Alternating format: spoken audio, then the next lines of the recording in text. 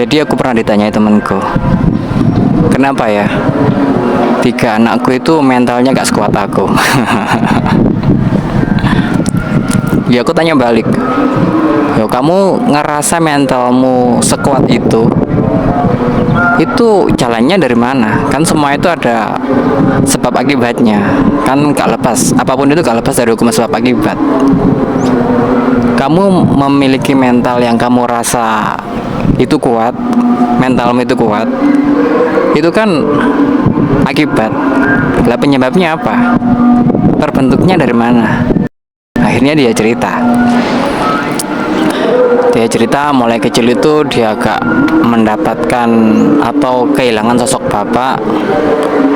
Akhirnya dia harus survive sendirian, mulai kecil jualan ini itu. Dengan itu semua mentalnya jadi terbentuk, mentalnya jadi kuat. Nah, keadaan yang sekarang karena dia sudah sukses, akhirnya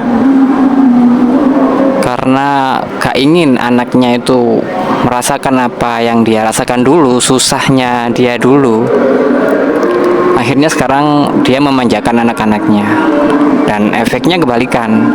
Kalau mental dia itu kuatnya itu terbentuk dari hidupnya yang susah, sekarang dia mengeluhkan anak-anaknya yang mentalnya gak kuat, yang mentalnya cemen ini ya karena perbuatan dia sendiri.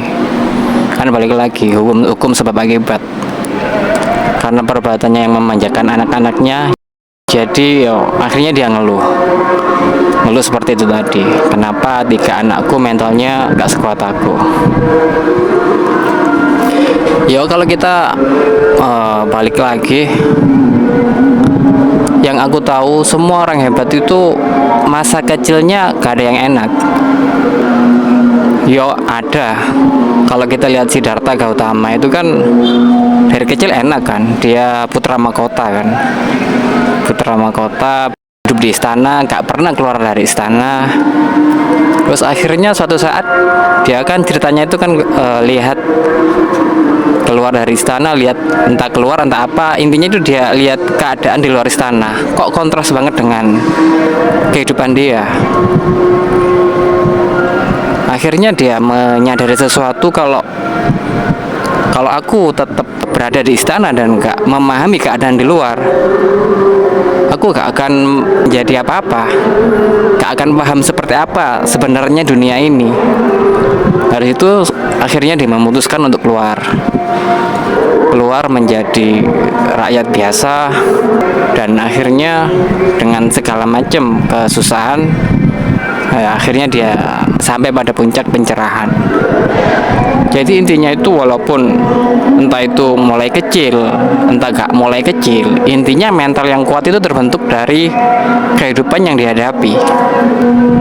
Jadi kalau seseorang itu mau memiliki mental yang kuat, ya harus siap-siap, ya harus mau gak mau jalannya ya menghadapi hidup yang gak enak. Karena ya itu, mental yang kuat terbentuk dari kesusahan-kesusahan atau sulitnya hidup yang dihadapi, macam-macam kesulitan yang dihadapi. Kalau privilege-nya jelas, apapun yang diinginkan dibelikan, seperti anak temanku ini tadi kan, ya mentalnya mana bisa kuat, mana bisa terbentuk. Oke, bye.